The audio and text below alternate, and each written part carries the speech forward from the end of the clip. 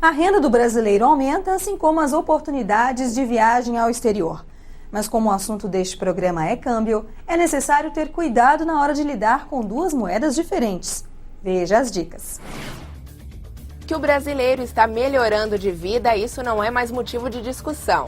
Embora muitos setores da economia brasileira ainda precisem de reformas, a renda da população brasileira aumentou e também a possibilidade de viajar ao exterior. Mas, a partir do momento que a pessoa lida com moedas de diferentes países, é necessário ter alguns cuidados para evitar dores de cabeça com a variação do câmbio. Em primeiro lugar, é importante ter consciência de que o câmbio no Brasil é flutuante, ou seja, o preço da moeda está sujeito a variações bruscas a qualquer momento.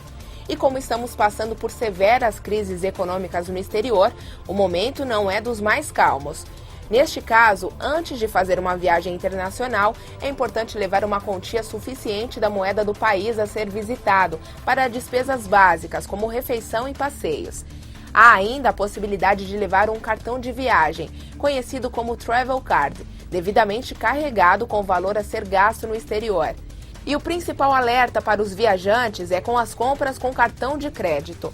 Além do IOF, o Imposto sobre Operações Financeiras sobre todos os gastos no exterior, a taxa de câmbio usada para pagamento das despesas é a do dia do vencimento da fatura do cartão. E esta espera está sujeita ao risco das oscilações do câmbio. Queria conhecer um pouco da sua opinião. A mim fica a sensação de que o turista foi transformado num certo, ou foi jogado para um certo momento de especulação. Ele não sabe se especula com câmbio, se não, se paga antes, paga depois, se usa o cartão de crédito ou não. Explique essa equação para a gente, João. O que aconteceu, ou seja, as viagens internacionais cada vez mais baratas, o real valorizado, proporcionou principalmente às pessoas que nunca haviam viajado conseguir comprar moeda e financiamento também das passagens de longo prazo, apesar de ser em moeda estrangeira. Mas isso facilitou a vida de todo mundo. Sim. E nós vimos, por exemplo, o resultado que foi complicado no mês de setembro, quando quem viajou com um dólar lá em torno de 1,60 por aí, quando retornou o dólar basicamente a 1,90, com um aumento de mais de 18% na taxa de câmbio que os cartões cobravam, e mais do que isso, os 6,38 que você teve que pagar. Então, aquele que comprou moeda antes do embarque, ou seja, não sofreu esse impacto, viajou com o preço da sua moeda conhecido, bem como os cartões, os que nós chamamos de VTM, que é o cartão pré-pago, esse também conhecia o seu valor e você comprou a moeda antes e que você pôde gastar lá sem nenhum susto. Sem dúvida, isso ajudou muito. O que você aconselha para o turista hoje? Qual é a tendência? Dólar sobe, o dólar desce, é mais vantajoso comprar dólar? Se for para a Europa, vale a pena comprar o euro? O que nós temos hoje, por exemplo, algumas moedas de referência. Então, você tem os cartões em especial em dólar e euro. Agora, alguns bancos estão lançando um cartão de multimoeda, que nós vamos poder colocar até 11 moedas em um único cartão. Isso vai facilitar a vida a quem vai fazer, por exemplo, algum tour, que você vai para a Europa, ou seja, a zona do euro, aí você vai para a Inglaterra com Libra, na Suíça com o franco suíço e talvez nos países nórdicos lá com as moedas, as coroas sueca ou qualquer coisa desse tipo. Claro. Então você vai poder carregar num único cartão mais do que uma moeda. Isso vai facilitar e você sabe exatamente qual foi a paridade contratada entre dólar e qualquer uma dessas. É muito interessante para o turista e, de modo geral, um bom conselho é saia com tudo pago, né? Porque você evita surpresas maiores. Possivelmente também a gente deixa de ganhar alguma coisa se a variação viesse a nos favorecer, não é assim?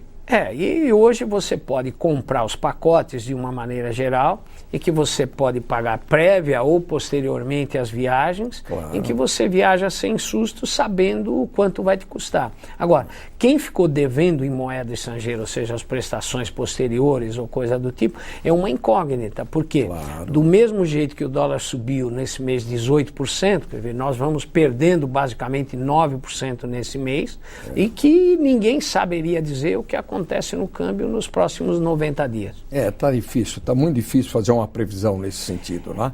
Ainda o relatório Foco de segunda-feira que passou fala num número para o final do ano, não é? Na casa de 1,75. Exato. O mercado acha o seguinte, quer dizer, você tem 350 bi de reservas, ou seja, o Brasil teve na crise de 2008, a administração do Dr. Meirelles, na minha maneira de ver, foi impecável no sentido de que ele forneceu ao mercado tudo o que nós precisávamos. Dólar pronto, dólar à vista, linha de exportação, linha para importação, swap reverso, swap cambial, ou seja, ele supriu o mercado e pela primeira vez em toda a história do Brasil, nós não tivemos o que acontecia em governos anteriores, ou seja, uma crise na Rússia corta o crédito do Brasil, uma crise, sei lá, na Ásia e o Brasil pagava sempre a conta. Diferentemente dessa vez, quer dizer, os bancos não tinham argumento, porque o dinheiro brasileiro estava todo ele depositado principalmente nos títulos do Tesouro americano. Não haveria como fazer nenhuma manifestação contrária em relação a isso. E na vida do consumidor brasileiro? Com IGPMs, IPCS, IPC15, tudo o que nos aparece aí, como é que você interpreta será o futuro para os preços e para o consumo familiar? A gente vê, por exemplo, que nós vamos entrar agora numa área sazonal, ou seja, o final de ano.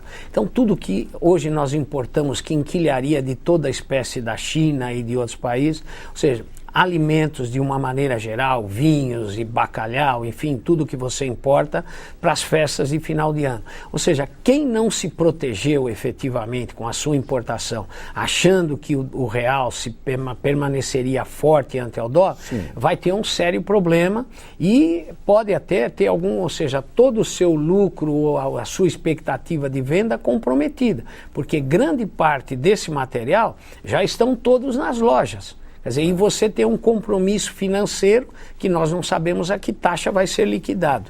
Em outras palavras, João, o consumidor que se prepare para um preço mais alto. Muito obrigado pela sua presença aqui. Ele disponha. E o Cifras e Safras fica por aqui. Agradecemos a presença hoje do economista João Medeiros, diretor da Pioneer Corretora de Câmbio, que volta no próximo programa. Você não pode perder o Cifras e Safras da semana que vem. Vamos continuar falando de câmbio, mas sobre as operações do agronegócio brasileiro. Se você tem dúvidas ou sugestões, acesse o nosso site, que é o cifrasesafras.com.br. Uma ótima semana para você e até mais.